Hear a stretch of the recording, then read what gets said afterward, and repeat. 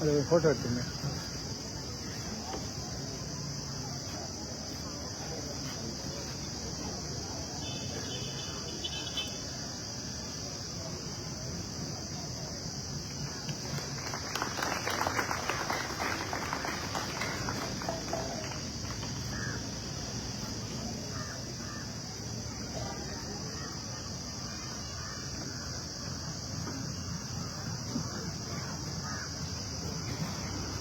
தம்பி எப்படி சொல்கிறீங்களா? செட் பண்ணிட்டு வாப்பா கொஞ்சம்.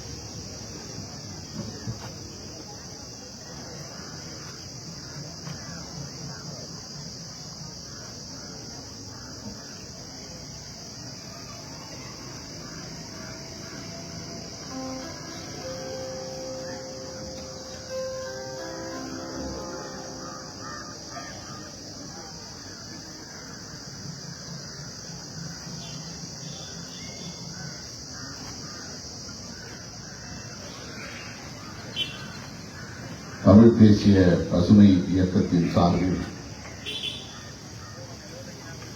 ஒருங்கிணைக்க பெற்று வெற்றிகரமாக நடந்து கொண்டிருக்கிற வடமாகாண நலநடுகை மாதம் கார்த்திகை வாசம் மலர் கண்காட்சி தொடக்க விழாவை தலைமை வகித்து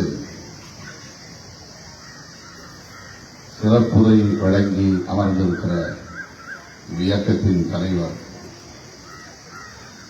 எனது பெருமதிப்பிற்குரிய அண்ணன் திரு போ ஐங்கரநேசன் அவர்களே, வருகை தந்திருக்கிற நம் அனைவர்களே, இந்நிகழ்வில் பங்கேற்று ஒரு நீண்ட நெடிய ஆய்வுரையை வழங்கி நாம் ஆற்ற வேண்டிய கடமைகளை விளக்கி உரையாற்றி அமர்ந்திருக்கிற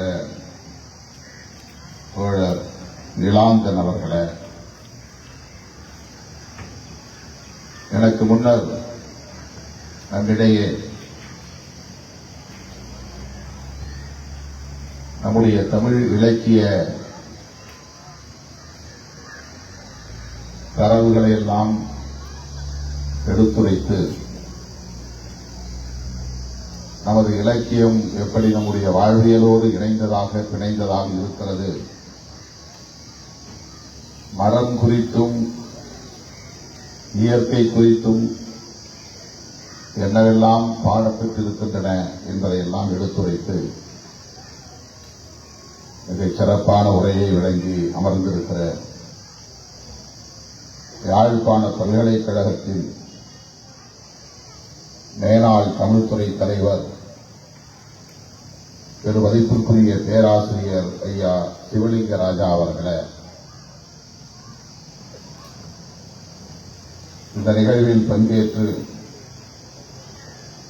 இதனை சிறப்பித்துக் கொண்டிருக்கிற விடுதலை போராளி பெருமதிப்பிற்குரிய அண்ணன் சிவாஜிலிங்கம் அவர்களே, வருகையிலிருந்து விடைபெற்று சென்றிருக்கிற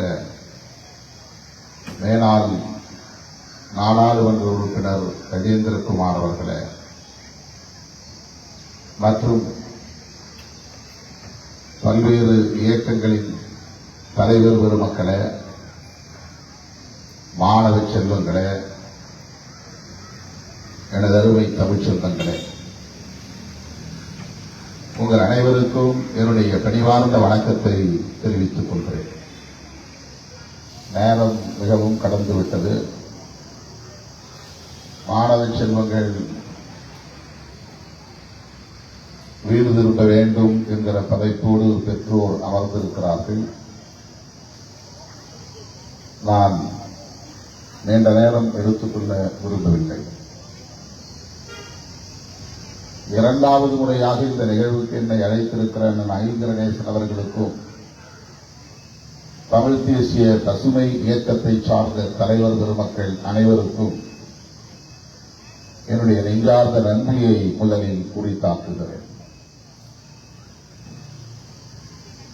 2002ஆம் ஆண்டு நான்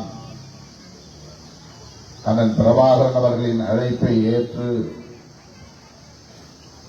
ஈழமண்ணுக்கு வருகை என்ற பொழுது என்னோடு தொடக்கத்திலிருந்து கடைசி வரையில் இருந்தவர், வழிகாட்டியவர், துணை புரிந்தவர் அண்ணன் ஐங்கரநேசன் அவர்கள். அந்த நட்பு இன்னும் அதே வீரியத்தோடு தொடர்வது மகிழ்ச்சி அளிக்கிறது.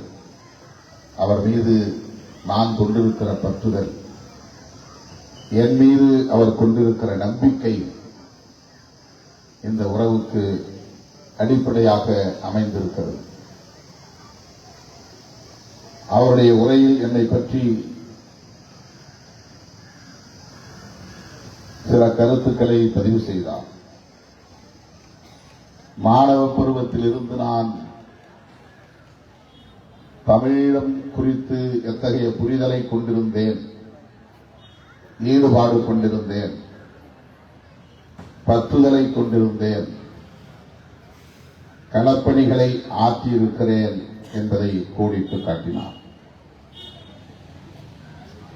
அண்ணன் பிரபாகரன் அவர்களின் அன்புக்கு பாத்திரமானவனாகவும் இருந்தேன் என்பதை ஒரு சாட்சியமாக நின்று இங்கே எடுத்துரைத்தார். அதற்காகவும் அண்ணன் ஐங்கரநேசன் அவர்களுக்கு நான் இந்த நேரத்தில் நன்றியை சொல்ல கடமைப்பட்டிருக்கிறேன். 1983 கொழும்பிலே நடைபெற்ற இனக்கொலை, பெருங்கலவரம், கருப்பு ஜூலை என்று இன்றைக்கும் நாம் நினைவு கூர்கிற ஒரு கொடூரம் அரங்கேறிய போது தமிழகத்தில் மாணவர் போராட்டங்கள் வெடித்தன. அந்த போராட்டங்களால் ஈர்க்க பெற்றவன், அதன் மூலம் பொது வாழ்க்கைக்கு வந்தவன் திருமாவளவன் என்பதை பல நிகழ்வுகளில் நான் பதிவு செய்திருக்கிறேன். அப்போது நான் சென்னை பல்கலைக்கழகத்து மாணவன், MA குற்றவியல் துறையில் படித்துக் கொண்டிருந்தேன். எனக்கும் இலக்கிய ஆர்வம் உண்டு, கவிதைகள் படிப்பதிலே ஈடுபாடு உண்டு. அப்படி ஈழத்திலிருந்து வருகை தந்து தமிழகத்திலே களப்பணியாற்றிய தோழர்களோடு மாணவர் அமைப்பிலும் என்னை இணைத்துக் கொண்டு, சோல்ட் என்கிற அமைப்பிலே என்னை இணைத்துக் கொண்டு அவர்களோடு நான் பயணித்திருக்கிறேன், உரையாடி இருக்கிறேன். பிறகு சட்டக்கல்லூரி மாணவனாக இருந்தபோது அண்ணன் பிரபாகரன் அவர்கள் இந்திய அரசை எதிர்த்து நாங்கள் போராடவில்லை, சிங்கள பௌத்த பேரினவாத ஒடுக்குமுறையை எதிர்த்துதான் போராடுகிறோம் என்று சொல்லி எங்களிடமிருந்து பறித்துக் கொண்ட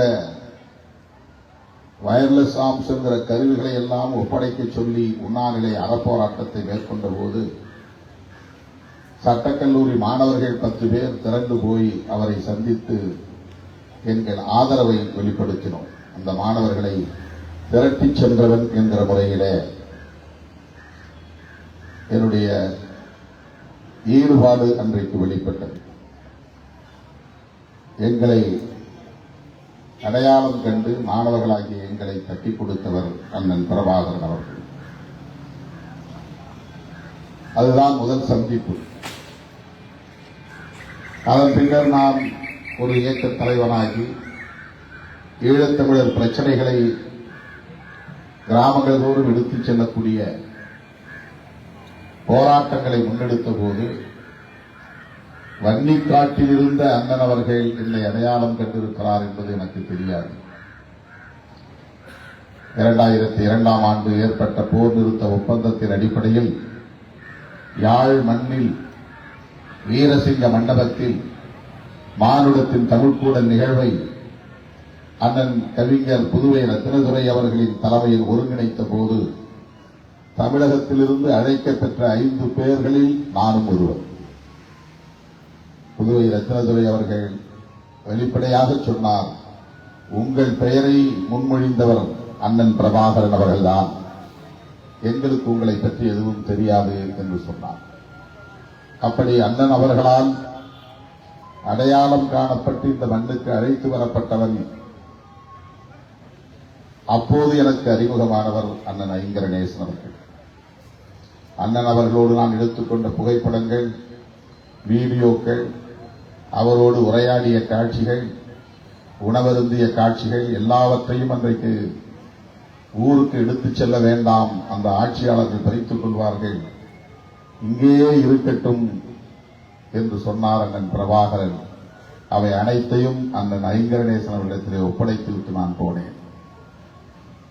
எதுவும் இப்போது கையில் இல்லை. அப்படி அவருக்கும் எனக்குமான அந்த உறவு தொடர்ந்து நீடிக்கிறது. பிறகு 2004ஆம் ஆண்டும் அண்ணன் அவர்கள் அழைத்தார்.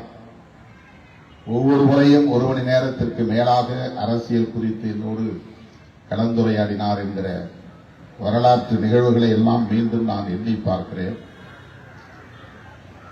நான் இன்றைக்கு சந்தித்துக் கொண்டிருக்கிற இந்த அவலங்களையும் பொருத்தி பார்க்கிறேன். 2002ஆம் ஆண்டு 1 மணி நேரம் தமிழேந்தி அவர்களின் இல்லத்திலே பேசிய பிறகு எழுந்து நின்று என்னை மார்போடு அணைத்து அவர் சொன்ன வார்த்தை, ஈழம் மலரும் அப்போது உங்களை நான் இங்கே அழைப்பேன், அந்த தைரியத்தோடு நீங்கள் அங்கே மக்களுக்காக, எளிய மக்களுக்காக போராடுங்கள் என்று என்னை வாழ்த்தி எழுப்பினார். அவர் சந்தித்த சவால்கள், எதிர்கொண்ட நெருக்கடிகள், அரசியல் முரண்கள், ஒரே இனத்திற்குள்ளே நடந்த மோதல்கள், இப்படி பலவற்றை அவர் பகிர்ந்து கொண்டார். அதிலே எனக்கு மிகவும் நினைவிலே பதிந்த ஒன்று, தோழர் நிலாந்தன் பேசுகிற போது என் எண்ணத் திரையில் வந்து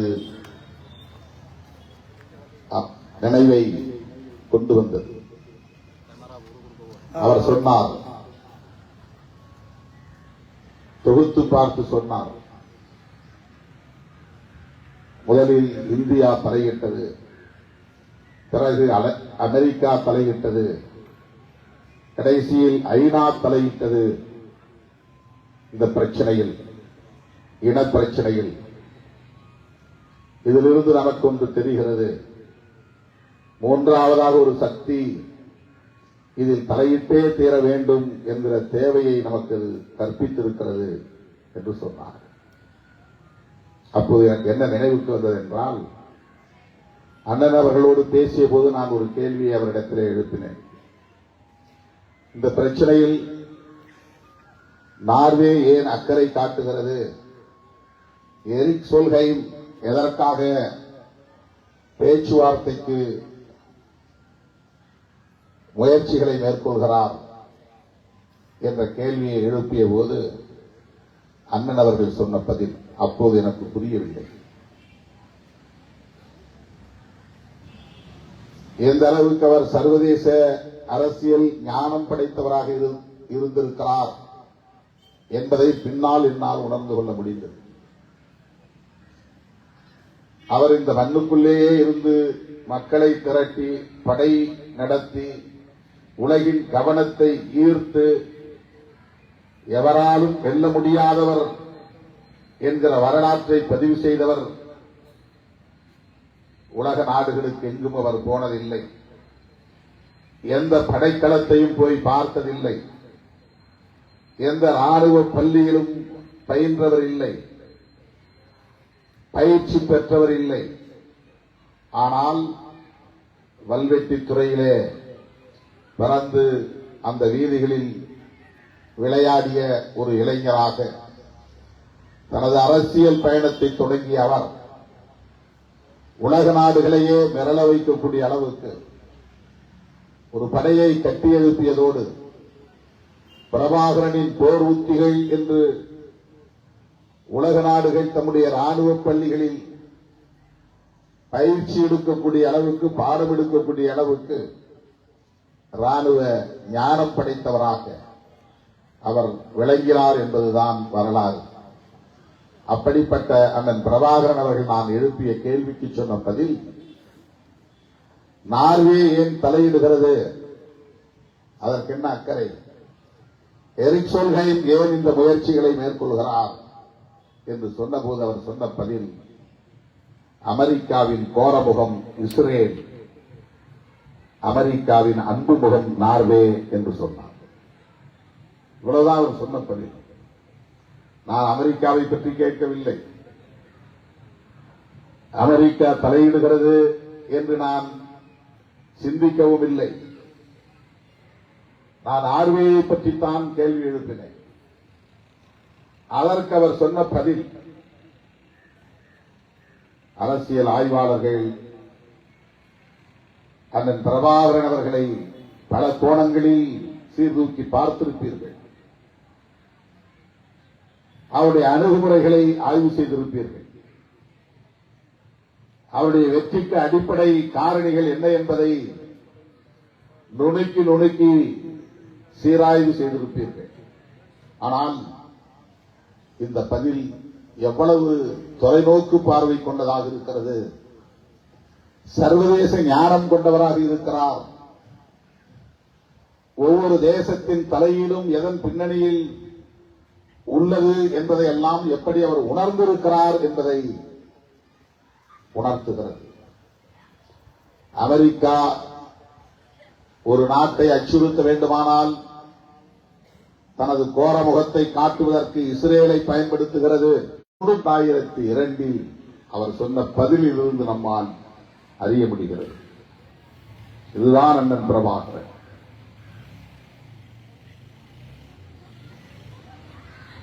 மாவீரர் நாள் உரை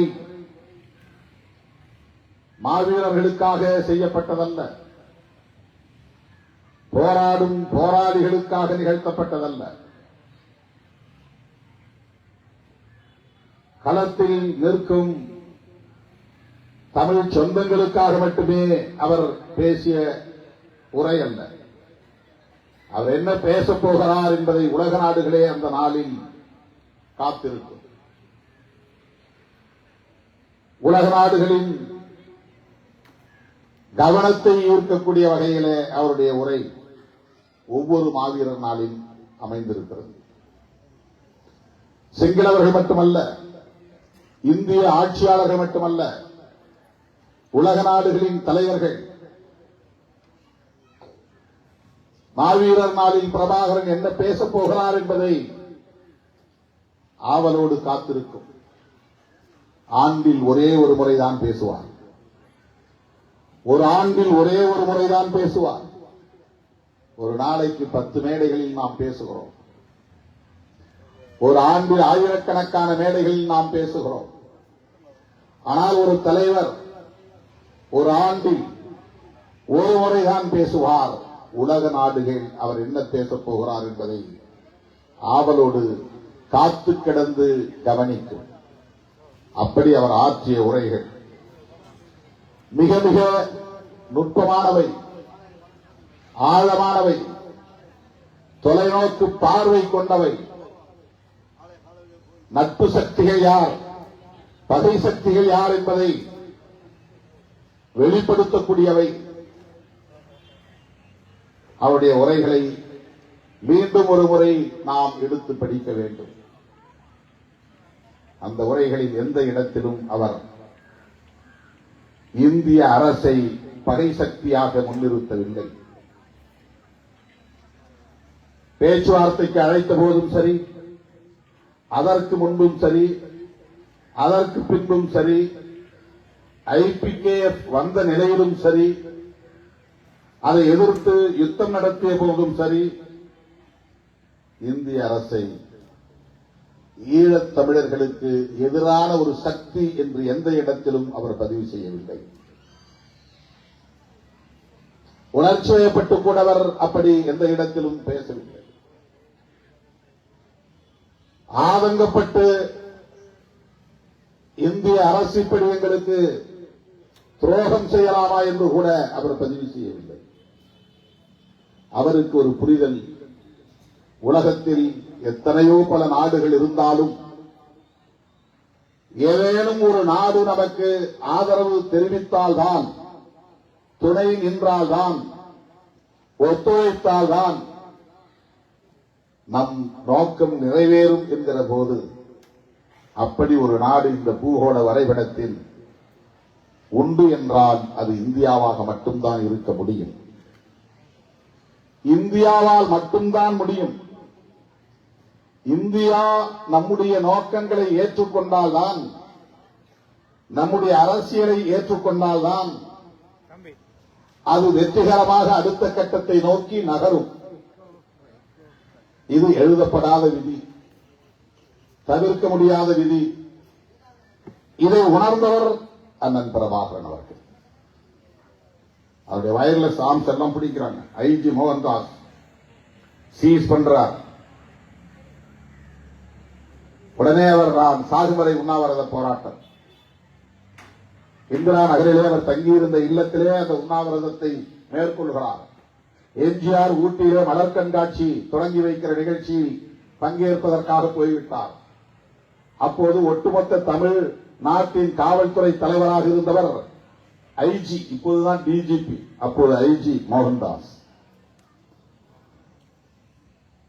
இந்த உண்ணாவிரத போராட்டம் தெரிந்தவுடன் நாங்கள் ஓடோடி போய் அவருக்கு ஆதரவு தெரிவித்து முழக்கங்களை எழுப்பினோம் அந்த இல்லத்தின் வாசலில்.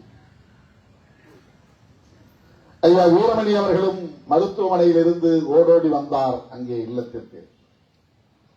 நாங்கள் வந்ததை பார்த்து வெளியே வந்து அண்ணன் பேசும்போது சொன்னார், அவருடைய மொழியில் அவர் நிறுத்தி நிறுத்தி பேசியது இன்னும் எனக்கு நினைவில் இருக்கிறது, பசுமையாக இருக்கிறது.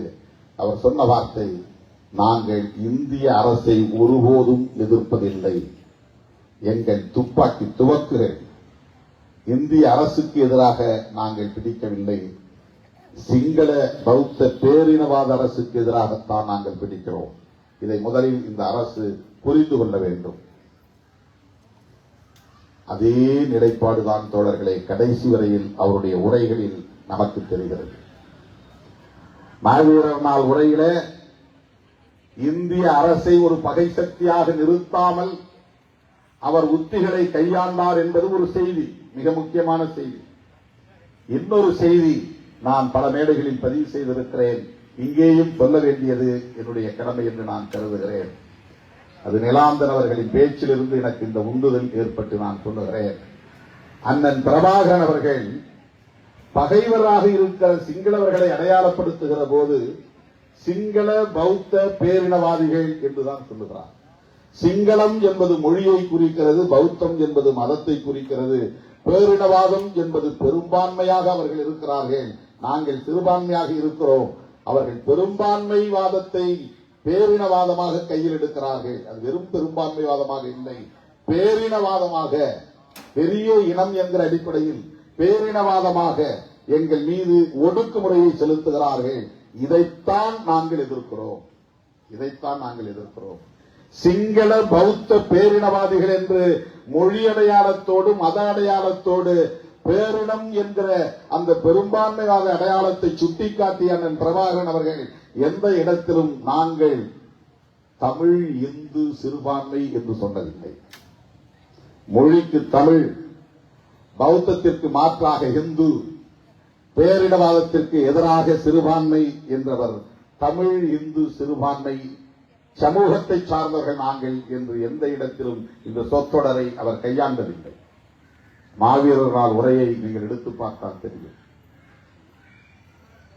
தமிழ் தேசியவாதிகள், தமிழீழ தேசியவாதிகள், தமிழீழ தேசிய இன விடுதலை, இதுதான் அவருடைய அரசியல்.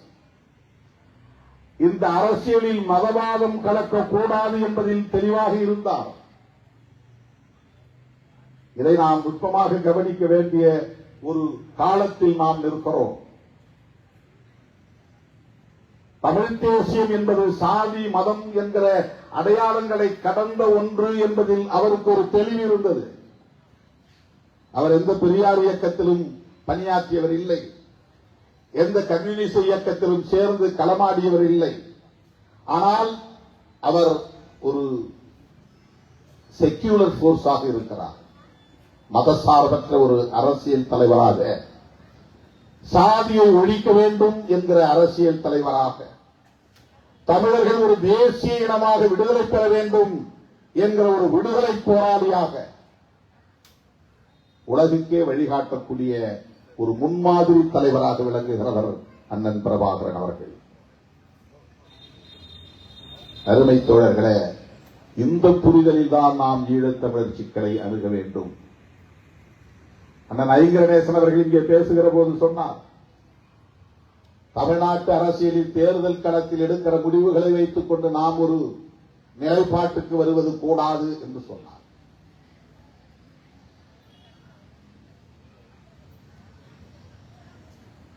இது இளைய தலைமுறையினருக்கு அவர் சொல்லி இருக்கிற ஒரு செய்தி.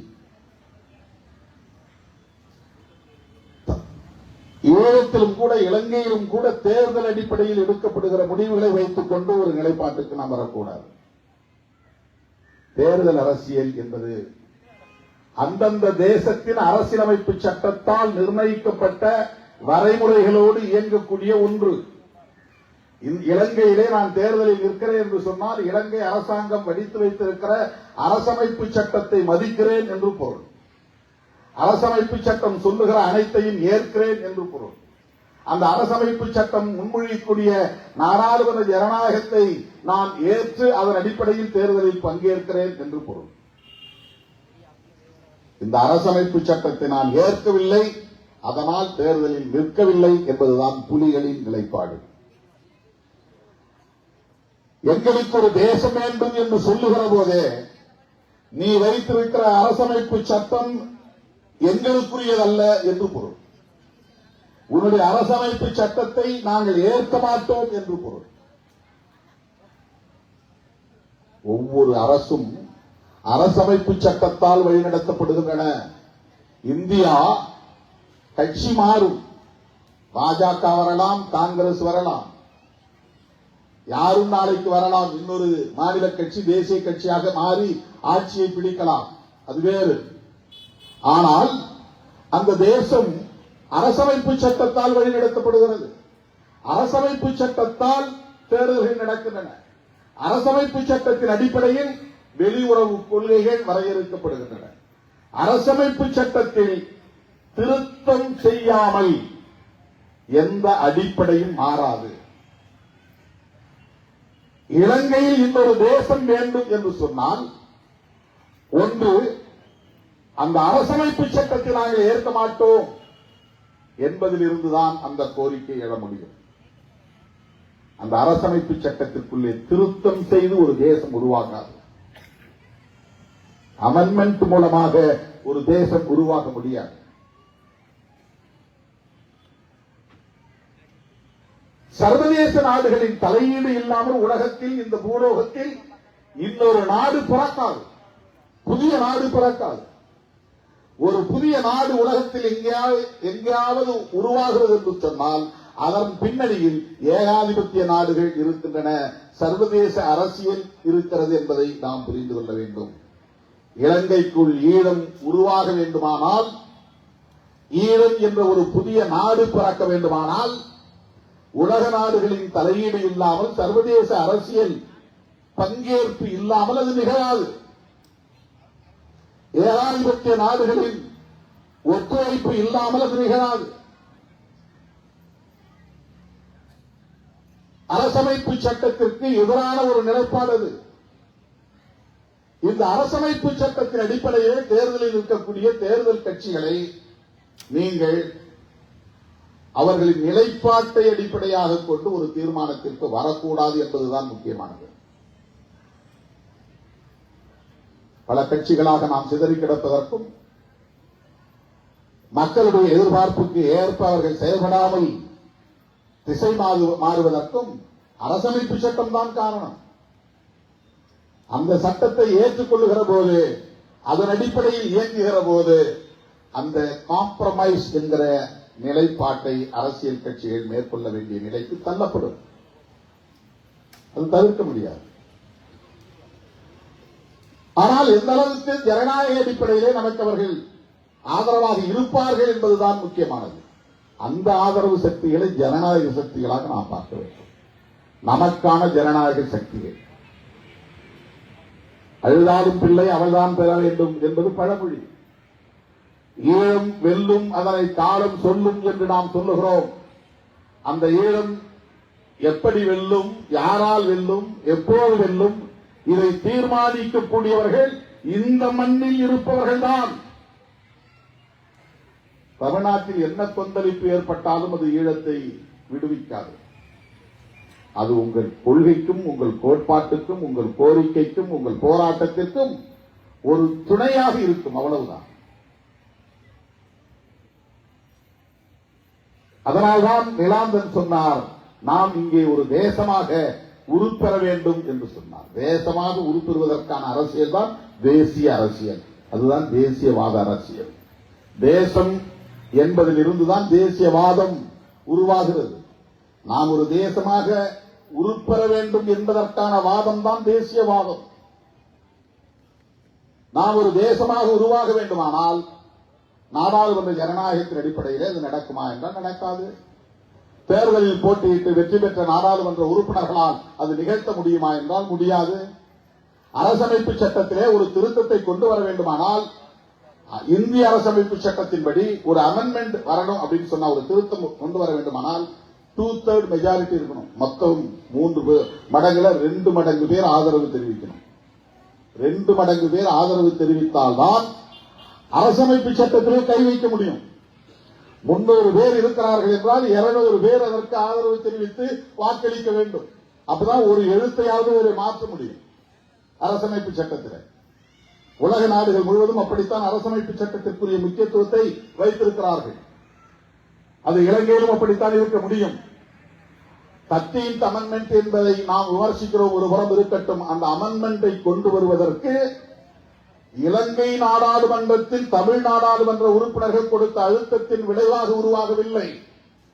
எந்த காலத்திலும் தமிழ் நாடாளுமன்ற உறுப்பினர்கள் 2/3 மெஜாரிட்டி வர முடியாது. ஆகவே கான்ஸ்டிடியூஷனல் அமெண்ட்மெண்ட், அரசமைப்பு சட்டத்திலே திருத்தம் கொண்டு வருவதற்கு நம்முடைய அரசியல் சக்தி போதாது. நான் இங்கிருந்து போகிற அத்தனை பேரும் முயற்சித்தாலும் கூட அரசமைப்பு சட்டத்திலே திருத்தம் கொண்டு வர முடியாது. அரசமைப்பு சட்டத்திலே திருத்தம் கொண்டு வர வேண்டுமானால் சிங்களம் பேசக்கூடியவனும் சேர்ந்து நமக்கு ஆதரவாக இருந்தால்தான், 2 மடங்கு 3இல் 2 மடங்கு பேர் நமக்கு ஆதரவு தெரிவித்தால்தான் அரசமைப்பு சட்டத்திலே திருத்தம் கொண்டு வர முடியும். ஆனால் 13th அமெண்ட்மெண்ட் என்கிற 13வது அரசமைப்பு சட்ட திருத்தம் நிகழ்ந்தது எதனால் நிகழ்ந்தது என்றால் அவுட் ஆஃப் கம்பல்ஷன், ஒரு நிர்பந்தத்தின் அடிப்படையில். இந்திய அரசின் தலையீட்டில் நாம் போராடினோம் என்பது ஒரு புறம், அவன் பலவீனமாக இருந்தான் என்பது இன்னொரு புறம். இன்னொரு நாடு ஒரு நாட்டின் பிரச்சனையில் தலையீடு செய்கிறது என்று சொன்னால் அதற்கு காரணம் அந்த நாட்டை ஆளக்கூடிய ஆட்சியாளர்கள் பலவீனமாக இருந்தால் மட்டும்தான் தலையீடு செய்ய முடியும். அன்றைக்கு நாம் போராடினோம், அவர்களுக்கு அது தலைவலியாக இருந்தது என்பது மட்டுமே காரணம் இல்லை, சர்வதேச அரசியலும் காரணமாக இருந்தது. அவர் சொன்னதைப் போல அன்றைய அதிபர் ஜெயவர்தனா முதலாளித்துவ நாடுகளின் நண்பராக இருந்தார். அமெரிக்க ஏகாதிபத்தியத்திற்கு ஆதரவாக இருந்தார். இந்தியா அன்றைக்கு ரஷ்ய சார்பு நிலையை எடுத்தது. இந்த சர்வதேச அரசியல் ஒரு காரணமாக இருந்தது. நம்மை இந்திய ஆட்சியாளர்கள் ஒரு துருப்புச்சீட்டாக பயன்படுத்தி சிங்கள ஆட்சியாளர்களை மிரட்டி பணிய வைத்து 13வது அரசமைப்பு சட்ட திருத்தத்தை கொண்டு வந்தார்கள். ஈழத்திலே போராடக்கூடிய போராளிகள் எங்கள் கட்டுப்பாட்டில் இருக்கிறார்கள் என்பதை உணர்த்தக்கூடிய வகையில் அவன் நமது தரப்பாக மாறி ஈழத்தமிழர்களின் தரப்பாக மாறி அந்த ஒப்பந்தத்தை போட்டு அதிலே கையெழுத்திட்டான். அதிலே 2 செய்தி. ஒன்று, ஈழத்தில் போராடக்கூடிய போராளிகள் அத்தனை பேரும் இந்திய அரசின் பேச்சுக்கு கட்டுப்படுவார்கள் என்கிற செய்தி ஒன்று. இலங்கை ஆட்சியாளர்கள் பலவீனமாக இருக்கிறார்கள், அதனால் இந்திய அரசு தலையீடு செய்தது என்பது இன்னொன்று. இன்றைக்கும் இலங்கை ஆட்சியாளர்கள் பலவீனமாகத்தான் இருக்கிறார்கள், யாரும் தலையீடு செய்ய முடியும். அதனால்தான் சீனா ஆக்கிரமிப்பு நிகழ்கிறது.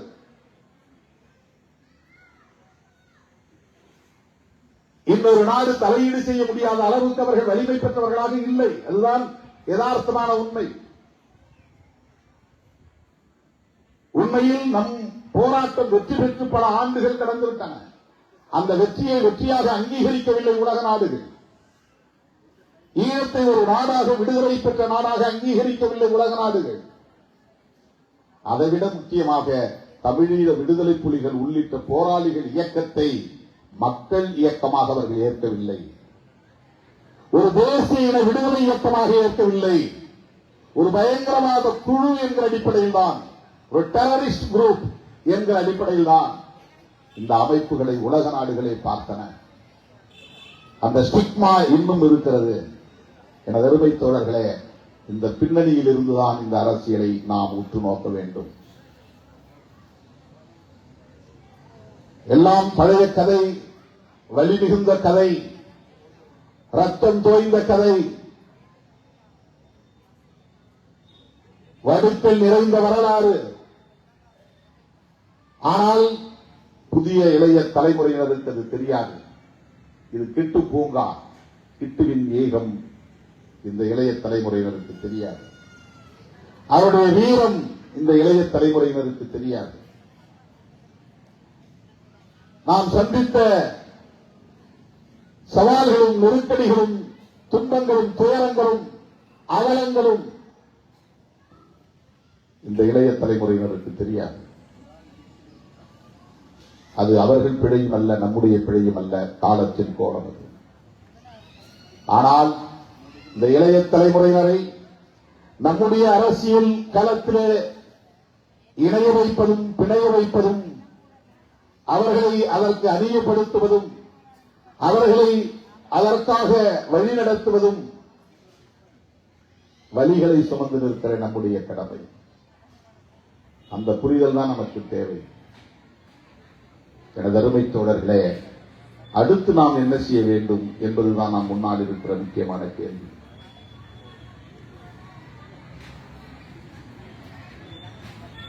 உலக வரலாற்றில் எல்லா விடுதலை இயக்கங்களும் இது போன்ற பல சரிவுகளை சந்தித்திருக்கின்றன, பின்னடைவுகளை சந்தித்திருக்கின்றன, தோல்விகளை சந்தித்திருக்கின்றன. பாலஸ்தீன விடுதலை இயக்கத்தின் வரலாறு நமக்கு தெரியும். யாசர் அராஃபத் என்கிற ஒரு மாமனிதர் சிதறி கிடந்த அவ்வளவு பேரையும் ஒருங்கிணைக்கிற வல்லமை பெற்றவராக இருந்தார். அப்படி இன்றைக்கு சிதறி கிடக்கிற தமிழர்களை ஒருங்கிணைக்கக்கூடிய வலிமை பெற்ற ஒரு தலைமையை நாம் அடையாளம் காண வேண்டும். அதுதான் நமக்கு முன்னால் இருக்கிற மிக முக்கியமான சவால். தமிழ்நாட்டில் யார் தேர்தல் கூட்டணி, என்ன தேர்தல் கூட்டணி என்று தேடுவதல்ல, அதை பற்றி ஆய்வு செய்வதல்ல நம்முடைய நோக்கம், நம்முடைய வேலை. தமிழ்நாடு என்பது 30 மாநிலங்களில் ஒரு மாநிலம், 545 நாடாளுமன்ற உறுப்பினர்களில் வெறும் 40 உறுப்பினர்களை கொண்ட ஒரு மாநிலம். 545 பேரில் 40 பேர் சில திருத்தங்களை கொண்டு வர முடியுமே தவிர பெரிய அழுத்தங்களை தந்துவிட முடியாது. சின்ன சின்ன வெல்ஃபேர் ஸ்கீம்ஸ், நலத்திட்டங்களை உருவாக்க முடியுமே தவிர ஒரு நாட்டை உருவாக்கக்கூடிய வேலை திட்டத்தை அவர்களால் உருவாக்க முடியாது. இதுதான் பிராக்டிக்கல், நடைமுறை சாத்தியக்கூறுகளை நான் பேசுகிறேன். எனவே இந்தியாவின் நன்மதிப்பை பெற வேண்டும் என்பதும், சர்வதேச சமூகத்தின் நன்மதிப்பை பெற வேண்டும் என்பதும் தான் நம் முன்னால் இருக்கிற இரண்டாவது சவால். சிதறி கிடக்கிற தமிழ் சொந்தங்களை ஓரணியில் திரட்டுவது, சர்வதேச சமூகத்தின் நன்மதிப்பை பெறுவது, இது நியாயமான கோரிக்கை. இந்த மக்களுக்கான அரசியல் தீர்வு வேண்டும். இதை உணர்த்த வேண்டியது நம் முன்னால் இருக்கிற மிக முக்கியமான இரண்டாவது சவால். இந்த அடிப்படையில் தான் நாம் கருத்தரங்குகளை நடத்த வேண்டும். இந்த அடிப்படையில் தான் அரசியல் பயிலரங்குகளை நடத்த வேண்டும். இந்த அடிப்படையில் தான் விவாதங்களை, உரையாடல்களை நாம் முன்னெடுத்துச் செல்ல வேண்டும். தோழர்களே, அந்த புரிதல் அண்ணன் ஐங்கரநேசன், தோழர் நிலாந்தன் போன்றவரிடத்திலே வெகுவாக இருக்கிறது. அதை என்னால் உணர முடிகிறது. அதை ஒருங்கிணைக்க வேண்டிய பணிகளை நீங்கள் முன்னெடுத்தால் அந்த களத்தில் உங்களோடு திருமாவளவன் என்றென்றைக்கும் ஒற்ற துணையாக இருப்பான் என்பதை சொல்லி இந்த வாய்ப்புக்கு நன்றி கூறி முடிக்கிறேன். நன்றி, வணக்கம்.